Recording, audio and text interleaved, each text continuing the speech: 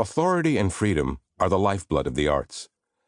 Whether reading a novel, looking at a painting, or listening to music, we are feeling the push and pull of these two forces as they shape the creator's work.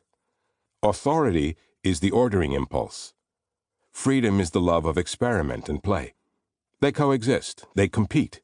Even a child setting out to write a story recognizes the authority of certain conventions, if only the need for a beginning, a middle, and an end.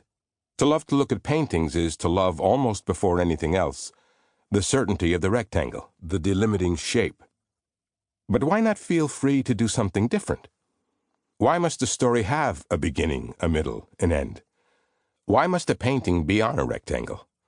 One way of acknowledging authority is by opposing it, by writing, for instance, a story that ends inconclusively, open-endedly. The authority of art functions almost simultaneously as an inhibition and an incitement. The limitations sharpen the fantasy, clarify the feeling. They precipitate freedom.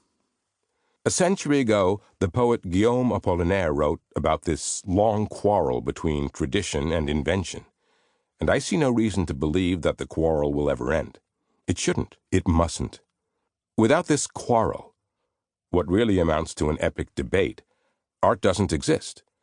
The rival claims of authority and freedom kick off passionate responses and principled stands, both with artists and with audiences, which is as it should be.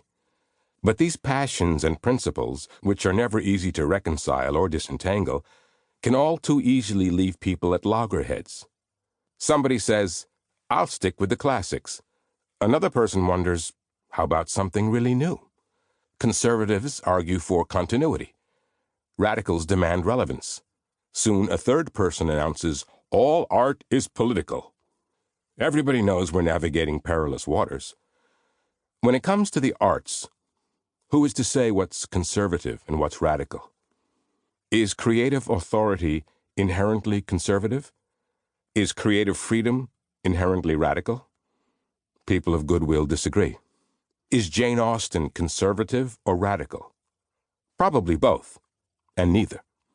A disagreement about a movie or a play, while it may not cut as deep as a disagreement about politics, will cut nonetheless.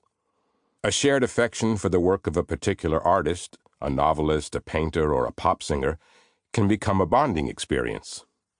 Alliances are formed and arguments are advanced in casual conversations, college classrooms, and foundation boardrooms.